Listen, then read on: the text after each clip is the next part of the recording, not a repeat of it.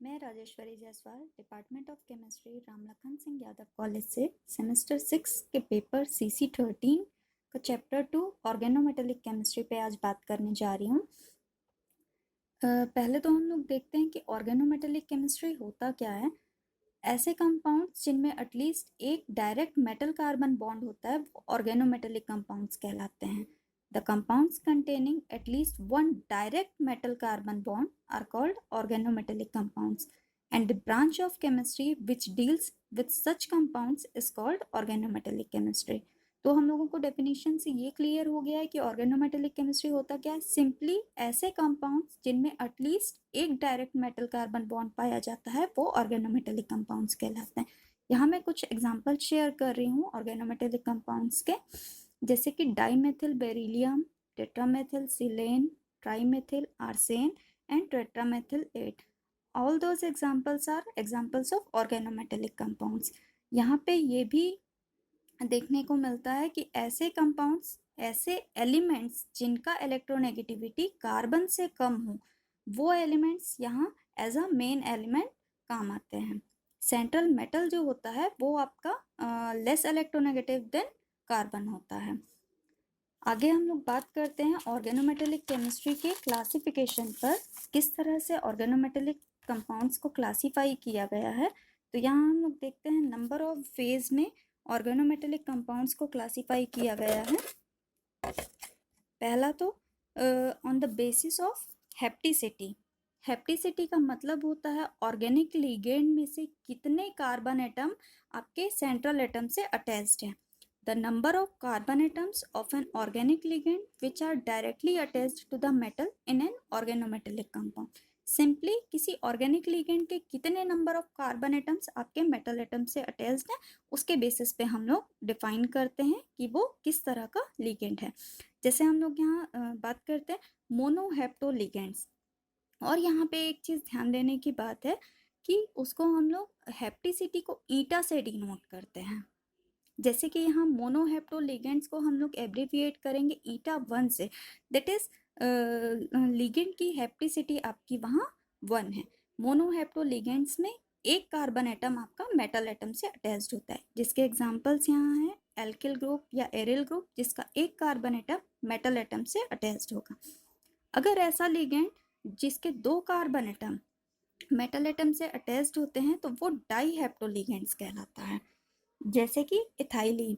यहाँ मैंने एक एग्जांपल लिया है जीसस सॉल्ट, जिस कॉम्प्लेक्स में आप देख सकते हैं कि एल्कीन लिगेंड जो है वो 2 कार्बन एटम से मेटल एटम से जुड़ा हुआ है, इसलिए इसे डाईहेप्टो लिगेंड कहा जाएगा, क्योंकि यहाँ 2 carbon atom directly metal atom से अटैच्ड है।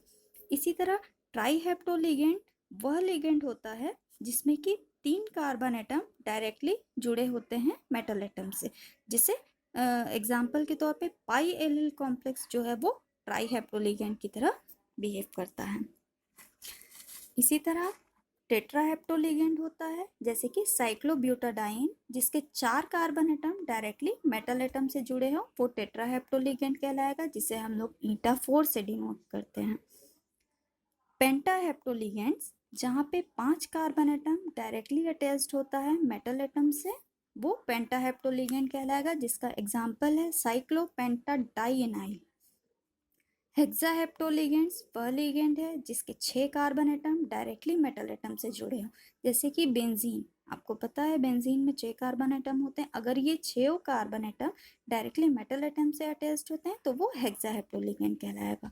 हेप्टाहेप्टो लिगेंड्स, जहाँ पे 7 कार्बन एटम मेटल एटम से अटैच्ड हो, इसका एग्जाम्पल है ट्रोपोलियम कैटायन। ऑक्टाहेप्टो लिगेंड्स, जहाँ 8 कार्बन एटम मेटल एटम से अटैच्ड हो, ऑक्टाहेप्टो लिगेंड्स कहलाएगा, ईटा 8 से डिनोट किया जाएगा। इसका एग्जाम्पल है साइक्लो ऑक्टा टेट्राइन डाइएनाइन। ये तो हम लोग बात कर लिए किसी लिगेंड की हेप्टिसिटी के बेस पे हम लोग किस तरह ऑर्गेनोमेटेलिक कंपाउंड का क्लासिफिकेशन करते हैं। सेकेंड क्लासिफिकेशन है हम लोगों का on the basis of composition. तो कॉम्पोजिशन के बेसिस पे हम लोग 2 तरह से क्लासीफाई करते हैं ऑर्गेनोमेटेलिक कंपाउंड्स को। पहला तो है simple organometallic compounds. Simple organometallic compound simply वह कंपाउंड्स है जिनमें कि लिगेंड सिर्फ हाइड्रोकार्बन या हाइड्रोजन होता है, वो सिंपल ऑर्गेनोमेटेलिक कंपाउंड्स कहलाता है। Next, mixed organometallic compounds. Mixed organometallic compounds ऐसे कंपाउंड्स होते हैं जिसमें लिगेंड्स आपका अदर देन हाइड्रोकार्बन और हाइड्रोजन होता है। मतलब हाइड्रोकार्बन और हाइड्रोजन के अलावा कोई और लिगेंड भी अगर उस कॉम्प्लेक्स में प्रेजेंट है तो वो मिक्स्ड ऑर्गेनोमेटेलिक कंपाउंड का एग्जांपल होगा। तो ये क्लासिफिकेशन हो गया। नेक्स्ट क्लासिफिकेशन होता है on the basis of position of metal in the periodic table. जो आपका मेन मेटल एटम है उसका पोजीशन पीरियोडिक टेबल में क्या है, उसके बेसिस पे हम लोग क्लासीफाई दो तरह से करते हैं। पहला होता है मेन ग्रुप ऑर्गेनोमेटेलिक कंपाउंड, मतलब कि इसमें आपका मेटल एटम एस ब्लॉक या पी ब्लॉक को बिलोंग करता होगा, तब वो organometallic compound main group organometallic compound कहलाएगा। इसका एग्जाम्पल है जैसे कि मेथिल लिथियम, यहाँ आपका मेटल एटम है lithium which belongs to S group, तो ये हम लोगों का मेन ग्रुप ऑर्गेनोमेटेलिक कंपाउंड होता है। नेक्स्ट हम लोग क्लासिफाई करते हैं D and F block organometallic compound. नाम से ही हमें क्लियर है कि यहाँ आपका मेटल एटम डी या एफ ब्लॉक को बिलोंग करता होगा। जैसे मैंने एक एग्जांपल लिया फेरोसिन, यहाँ आपका मेटल एटम है आयरन जो कि आपका डी ब्लॉक को बिलोंग करता है। तो इस तरह के organometallic compound D and F block organometallic compound कहलाते हैं। तो ये होता है आपका ऑर्गेनोमेटेलिक कंपाउंड, उसका क्लासिफिकेशन है हेप्टिसिटी के बेसिस पे, कॉम्पोजिशन के बेसिस पे और position of the metal in the periodic table. तो ये आपका ऑर्गेनोमेटेलिक कंपाउंड और उसका क्लासिफिकेशन होता है। नेक्स्ट हम लोग बात करते हैं 18 इलेक्ट्रॉन रूल पे। 18 इलेक्ट्रॉन रूल एक्चुअल में होता क्या है, the sum of the electrons on the central metal atom,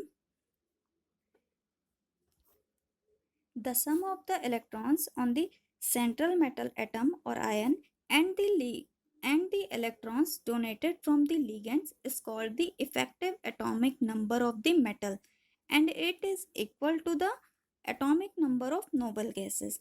central metal atom का टोटल इलेक्ट्रॉन और लिगेंड के द्वारा डोनेट किए हुए इलेक्ट्रॉन का जो सम है वो उस मेटल का इफेक्टिव एटॉमिक नंबर कहलाता है, और ये नोबल गैस के एटॉमिक नंबर के इक्वल होता है।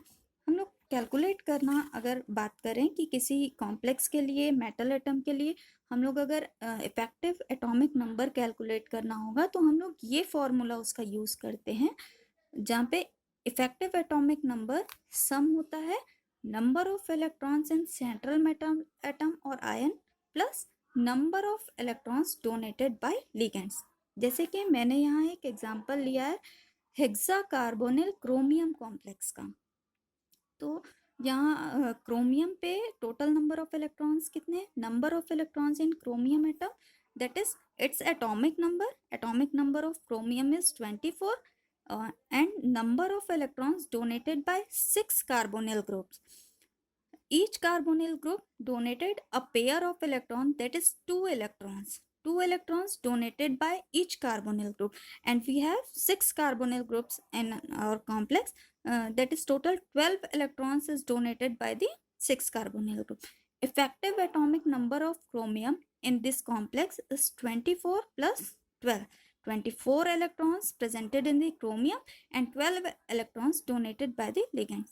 That is total effective atomic number of this complex is 36. तो ये हम लोगों का वे होता है इफेक्टिव एटॉमिक नंबर कैलकुलेट करने का।